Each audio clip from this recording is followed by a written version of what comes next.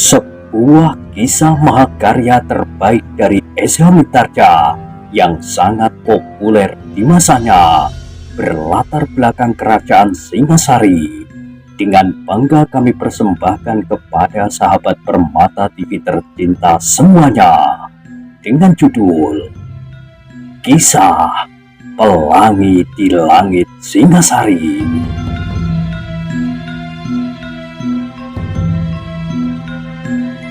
Pada kesempatan yang sangat baik ini, kita masuk pada episode yang ke-198. Selamat menikmati.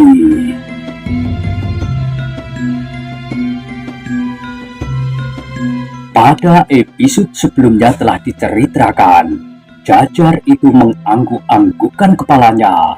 Ia tidak ingin mempersoalkannya lebih lanjut. Ia tidak pula ingin pembicaraan ini gagal. Apapun yang akan terjadi, ia ingin juga mencobanya.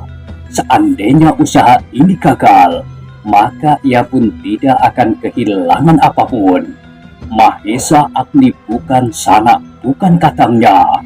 Biar sajalah orang itu dibunuh. Tetapi perhiasan emas permata sepengatet itu akan bernilai terlampau banyak. Semuanya itu harus menjadi milikku. Orang-orang ini pun bukan sanak, bukan katangku, seperti Mahesa Agni. Mereka semuanya sebaiknya mati. Orang ini dan Mahesa Agni sama sekali. Aku akan dapat menikmati kemenanganku, meskipun aku harus menyingkir dari Tumapel. Tetapi tanah ini terlampau luas. Aku dapat bersembunyi di mana saja, mengganti namaku, dan membayar orang-orang yang akan menjadi pelindungku. Jajar itu telah berangan-angan, dan Jajar yang gemuk itu terkejut ketika ia mendengar suara Kepu Sindel. Bagaimana Kisanak?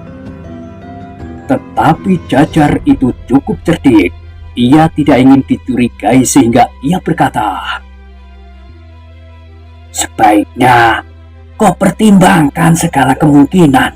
Sudah tentu aku juga ingin mendapat banyak dari kerjasama ini. Tetapi seandainya Permaisuri hanya bersedia memberikan sepengatek itu, kau harus mempertimbangkan masak-masak bahwa aku akan mendapat tidak hanya sekedar sebutir berlian, meskipun aku akan mencoba berusaha untuk mendapatkannya sendiri. Asal kau tidak mencoba mendapat terlampau banyak, sahut Kepu Sindel.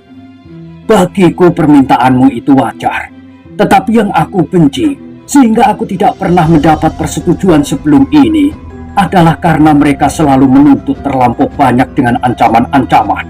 Ternyata mereka menyesal karenanya, apalagi apabila ternyata kau kelak yang mendapatkannya. Jajar itu mengangguk-anggukkan kepalanya. Katanya, aku sanggupi, aku akan mencoba. Apakah kau berkata sebenarnya, bukan sekedar untuk memancing kelengahanku? Aku tidak gila. Seandainya aku menjerumuskan kau ke dalam tangan aku Tunggul Ametung, apakah yang aku dapat? Sepengatek pakaian atau kenaikan pangkat? Tetapi dengan kerjasama ini, aku akan mendapat lebih banyak lagi, tanpa membahayakan jiwa dan kedudukanku. Sebab aku hanya sekedar seorang pelantar, seorang perantara.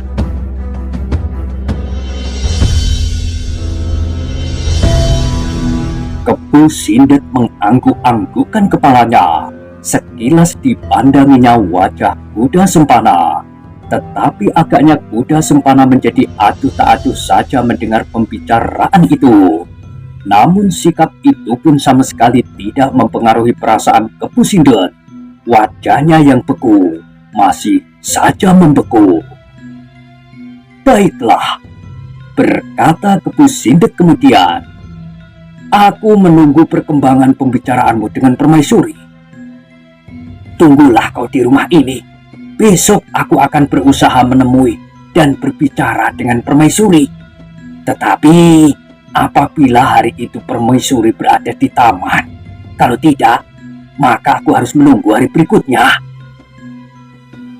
Terserahlah kepadamu, tetapi aku tidak akan menunggu di rumah ini. Aku akan dapat menjadi umpan pengkhianatanmu. Apakah kau tidak percaya kepadaku? Bertanya jajar gemuk itu. Beberapa kali aku hampir-hampir terjebak karena kecurangan orang-orang yang telah menyatakan dirinya ingin bekerja bersama dengan aku. Bahkan perempuan tua, dukun istana itu pun agaknya akan menjebak aku. Ia sama sekali tidak ingin berbuat untuk kepentingan bersama, tetapi ia hanya sekedar ingin memuaskan dirinya sendiri. Perasaan iri dan dengki, bahkan dendam. Kepadamu? Tidak, kepada permaisuri. Lalu, apa yang kau lakukan atasnya? Tidak apa-apa, aku menyingkir saja. Perempuan itu terlampau bodoh. Ia mengumpankan beberapa orang, sedang ia sendiri bersembunyi di istana. Nah, kau akan menyenangkan pula bagiku seandainya kau dapat menyampaikan pesan kepada permaisuri pula bahwa dukun istana itu terlampau dengki.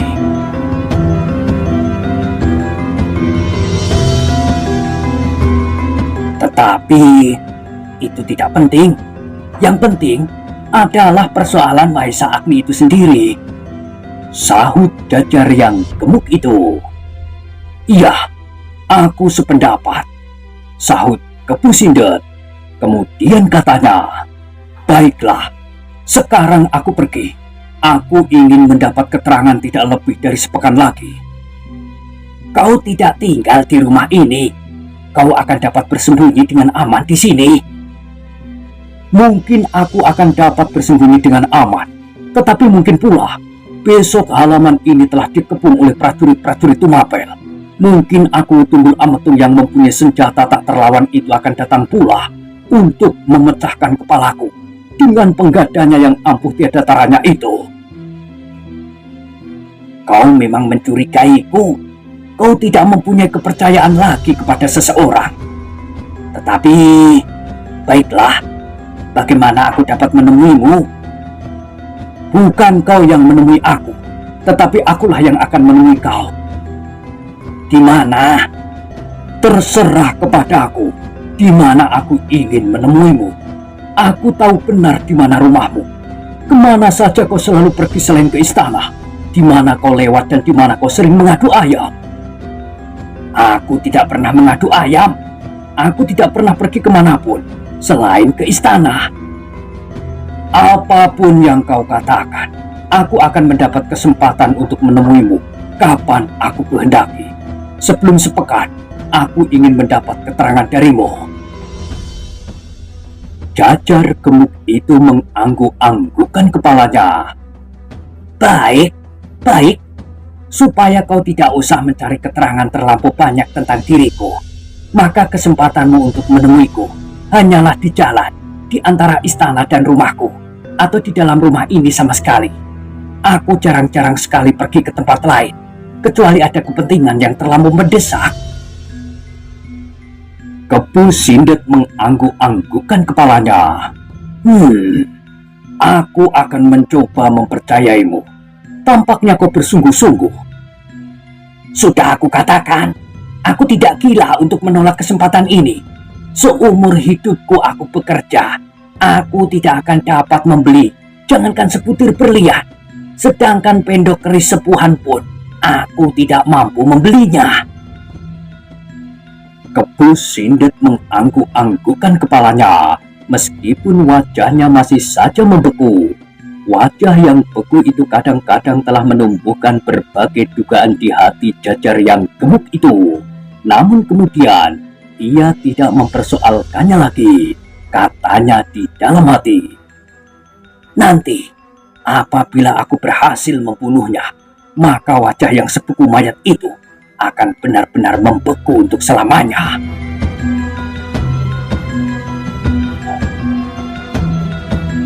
Tetapi meskipun demikian, wajah yang beku itu seakan-akan telah terpahat di dalam hatinya.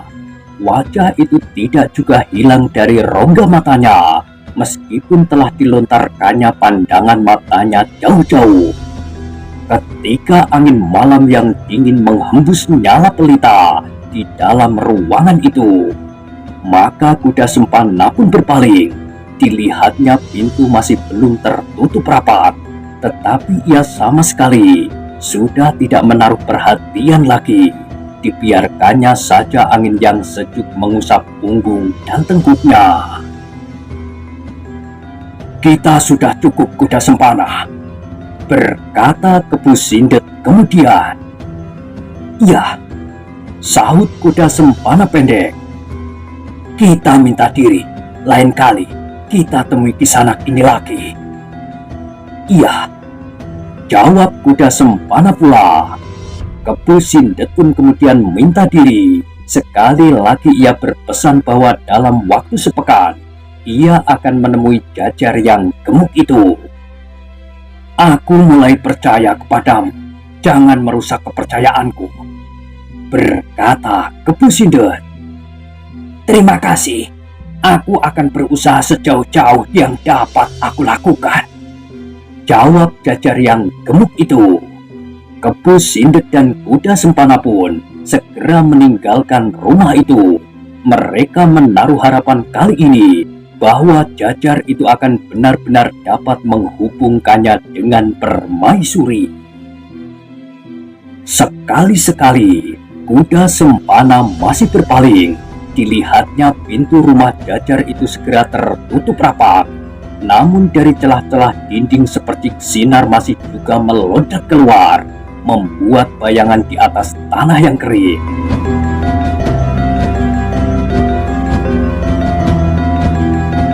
Agaknya ia akan bersungguh-sungguh. Gumam Kepu Sindet seolah-olah ditujukan kepada dirinya sendiri.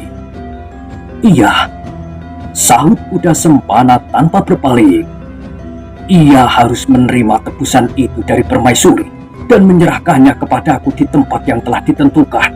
Sementara itu, Maesa Agni masih berada di tanganku, supaya aku tidak dijebaknya." "Iya." "Kemudian terserah kepada pertimbanganku. Apakah Maesa Agni akan aku serahkan hidup atau mati?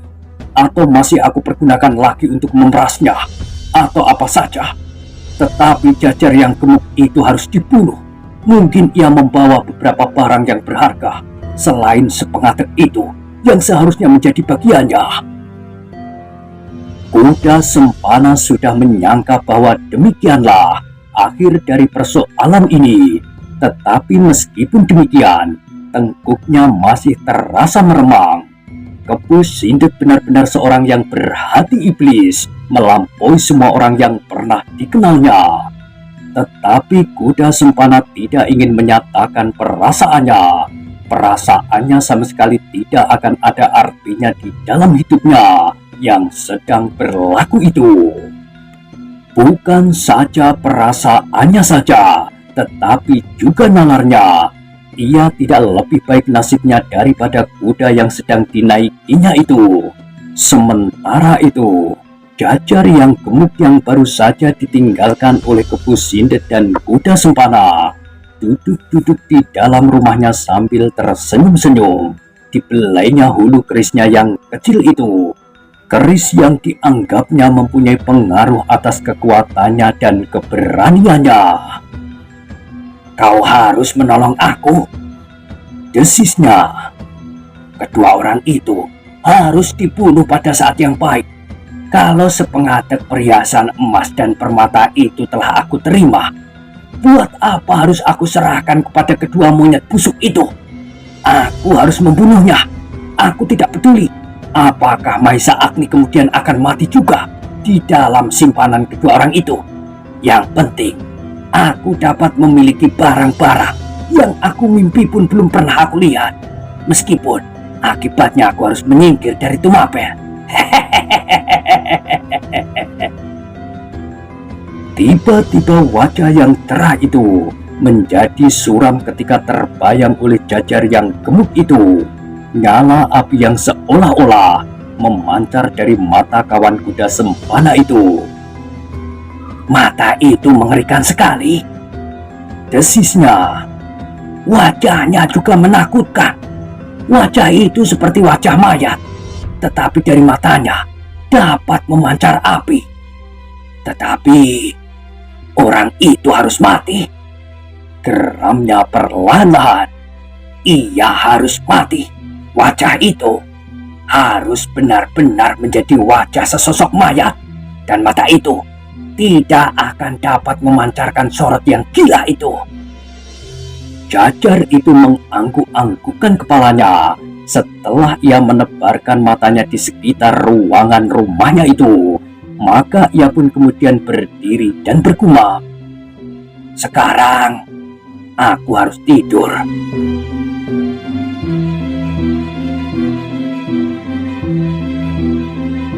Dengan langkah pendek, Jajar yang gemuk itu meninggalkan ruang depan dan masuk ke dalam biliknya.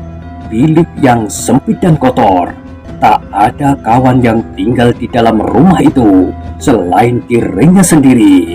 Karena itu maka rumahnya yang kecil itu pun menjadi kotor dan tidak terawat sama sekali. Hanya kadang-kadang saja adiknya, seorang anak muda yang gagah dan kuat, sering datang mengunjungi rumahnya. Tidak seorang diri, dibawanya kawan-kawannya, anak-anak muda yang sebaya, dengan tingkah laku yang aneh-aneh, kasar dan liar. Tetapi Jajar itu sama sekali tidak berkeberatan. Ia senang mendapat kunjungan orang-orang liar itu. Apalagi kini, suatu ketika ia akan memerlukan adiknya dan kawan-kawannya yang liar itu. Mudah-mudahan anak itu besok datang kemari, gumam Jajar yang gemuk itu. Aku memerlukannya. Sejenak kemudian, dibantingnya tubuhnya di atas sebuah amben bambu sehingga terdengar suaranya berderak. "Sebentar lagi, aku tidak akan tidur di amben bambu ini," desisnya.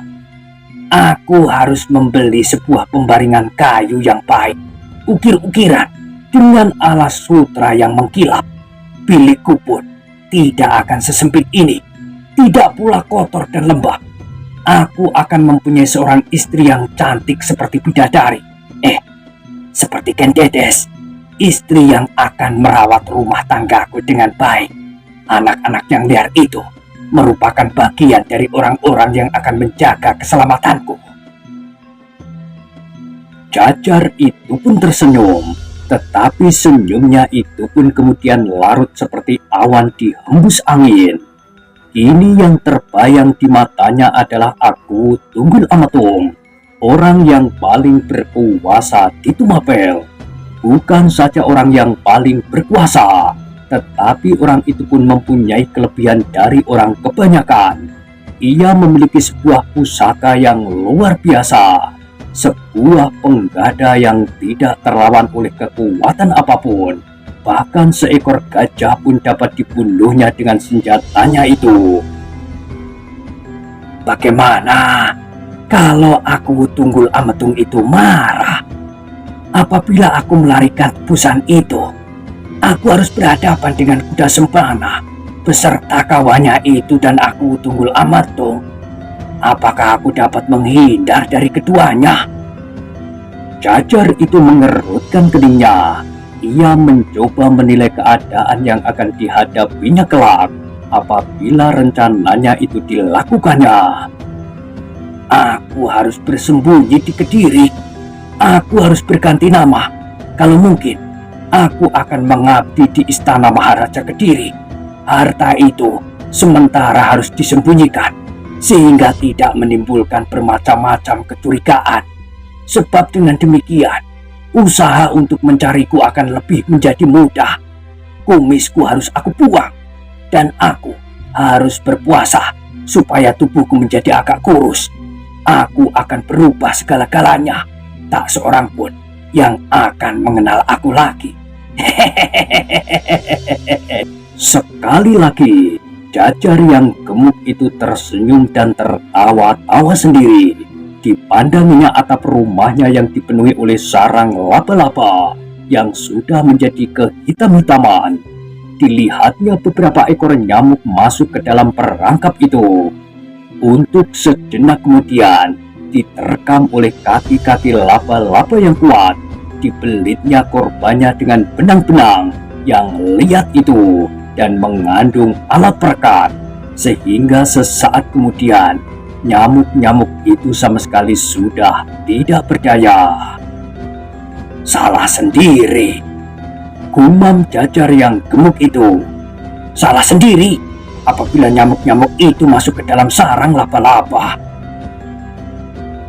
Jajar yang gemuk itu menarik nafas dalam-dalam, kemudian dipejamkannya matanya. Sejenak kemudian ia pun telah tertidur dengan nyenyaknya. Sebuah mimpi yang mengasihkan telah menghanyutkannya ke dalam dunia yang asing. Ketika fajar menyingsing, Jajar itu dengan tergesa-gesa pergi ke perigi untuk mandi. Ia ingin hari itu juga sempat bertemu dengan Ken Dedes di taman. Dengan segala cara dan akal ia harus dapat menyampaikan pesan-pesan Kepu Sindet itu kepada Permaisuri. Waktu yang diberikan oleh Kepu Sindet hanya sepekan. Yang sepekan itu harus dipergunakan sebaik-baiknya, sebab ia tahu benar bahwa Ken Dedes masih harus berbicara dahulu dengan Aku Tunggul Ametung.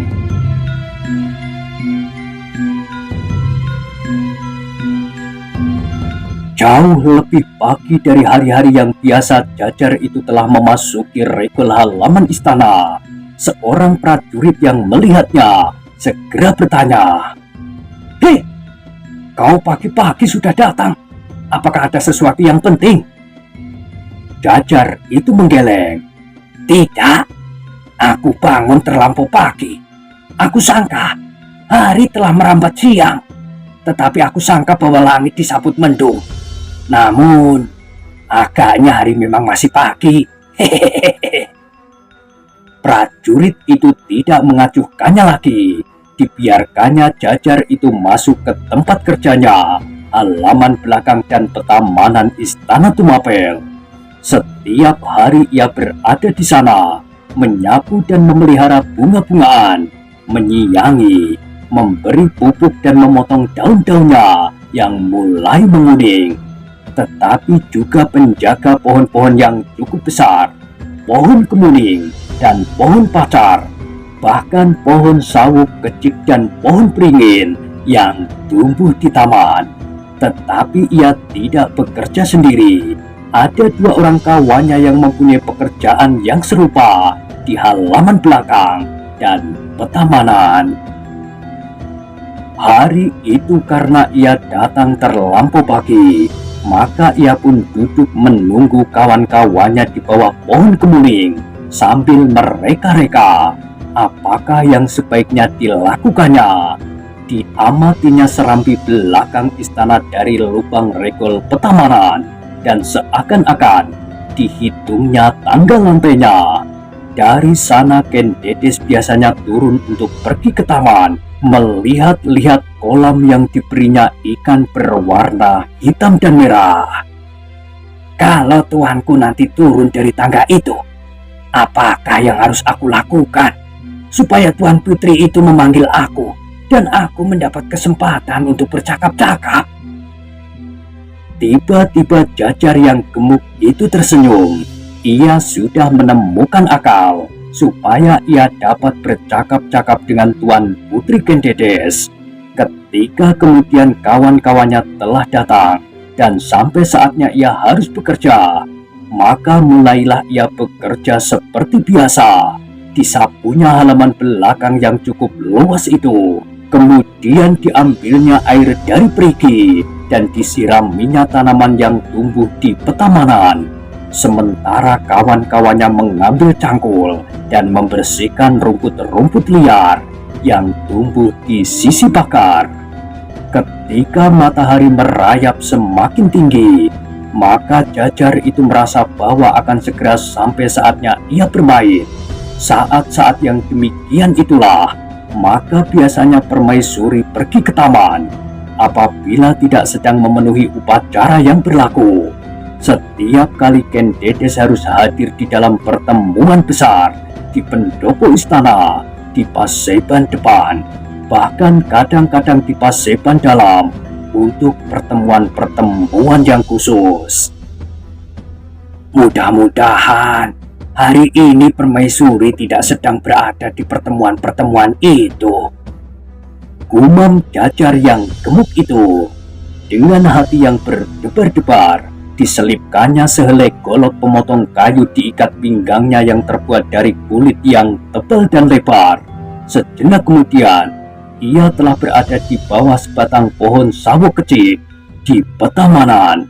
Beberapa kali diamatinya, batang yang besar itu diraba-rabanya seperti ingin diketahuinya apakah batang itu tidak akan roboh apabila dipanjatnya.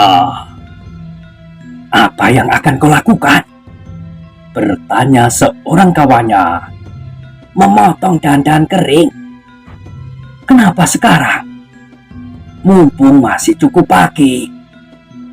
"Tetapi saat-saat begini, Tuanku Permaisuri sering turun ke Petamanan untuk melihat-lihat tanaman-tanamannya dan ikan di kolam itu." "Tidak setiap hari. Tuanku tidak setiap hari pergi ke taman. Aku takut kalau dahan-dahan yang kering itu justru jatuh ketika Tuan Putri sedang berada di bawahnya." Kawan-kawannya tidak bertanya lagi. Dibiarkannya Jajar itu memanjat dengan susah payah. "Orang itu memang aneh," gumam kawannya yang seorang. "Duduknya memang tidak cukup jernih," sahut kawannya yang lain.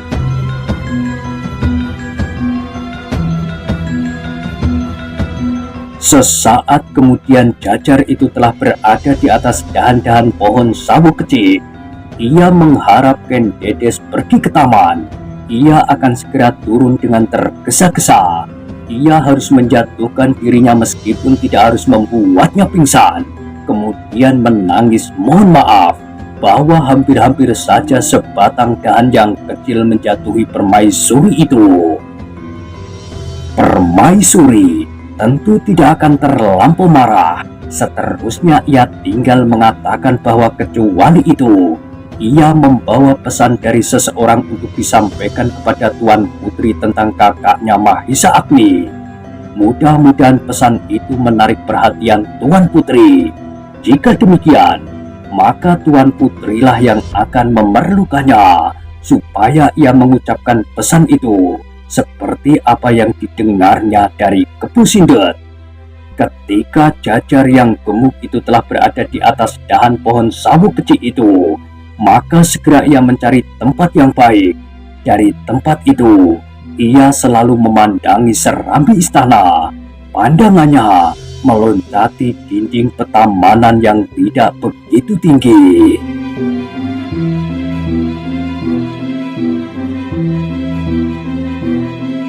Sejenak ia duduk saja termenung tanpa berbuat sesuatu. Perhatiannya sama sekali tercurah kepada Tuan Putri Ken Dedes. Karena itu, maka ia sama sekali tidak memotong dahan-dahan yang kering. Bahkan goloknya masih saja terselip di ikat pinggangnya. Kedua kawan-kawannya yang bekerja di bawah pohon sawo kecil yang lain kadang-kadang mengangkat wajahnya. Mereka sama sekali tidak mendengar suara apapun di atas pohon sawo itu. Mereka tidak mendengar Jajar yang gemuk itu sedang memotong dahan yang kering. Bahkan akhirnya mereka melihat bahwa Jajar yang gemuk itu sedang duduk merenung di atas sepotong dahan yang cukup besar. "Hei, apakah kerjanya?" bertanya salah seorang dari mereka. Yang lain menggelengkan kepalanya. "Entahlah, apakah orang itu sedang kejangkitan penyakit gilaannya?" Kawannya tertawa, katanya, "Mungkin semalam ia kalah berjudi. Mungkin harta bendanya telah habis dipertaruhkan." "Apakah ia masih senang berjudi?" "Bukan main." Kawannya menggeleng-gelengkan kepalanya. "Sebaiknya ia segera kawin supaya hidupnya menjadi tentram. Umurnya telah melampaui masa yang sebaik-baiknya, bahkan hampir menjadi setengah tua. Jajar yang gemuk itu tidak mempunyai keberanian untuk kawin. Ia merasa penghasilannya sama sekali tidak mencukupi. Ah, omong kosong. Bukankah kita juga mempunyai anak dan istri? Bukankah penghasilannya tidak lebih sedikit dari penghasilan kita? Nah, akibatnya uangnya dihabiskannya pada segala macam keporosan, judi, tuak, perempuan di sepanjang jalan, dan makan yang berlebih-lebihan. Itulah sebabnya ia menjadi gemuk seperti ayam dikebiri. Keduanya tertawa, dan ketika sekali lagi mereka mengangkat wajah-wajah mereka, maka Jajar yang gemuk itu masih saja duduk merenung memandangi serambi belakang istana. Apakah ia akan membunuh diri? Sahut kawannya, tetapi kemudian ia pun berbisik-bisik. Melihat ia selalu memandang ke arah istana. Apakah ia sedang menunggu Tuan Putri Kendedes? Untuk apa? Apakah ia jatuh cinta kepada permaisuri? Kau gila. Jika demikian, maka itu adalah suatu alamat bahwa umurnya akan menjadi pendek. Sekali lagi keduanya tertawa, tetapi mereka berusaha menahannya sehingga sama sekali tidak menimbulkan suara. Persetan dengan orang gila itu. Ia mungkin hanya beristirahat. Biarlah dia beristirahat di atas pohon itu. Biarlah kita selesaikan pekerjaan kita. Kedua orang itu pun kemudian meneruskan pekerjaan mereka, seolah-olah mereka sama sekali tidak lagi memperhatikan kawannya yang masih saja bertengger di atas dahan pohon sawo kecil itu. Dengan rajinnya mereka menyiangi tanaman-tanaman dan memotong daun-daun perdu. Dibentuk menurut keinginan mereka, disesuaikan dengan keseluruhan isi taman yang tidak terlampau luas, taman yang kurang memberi kepuasan baik bentuk dan isinya.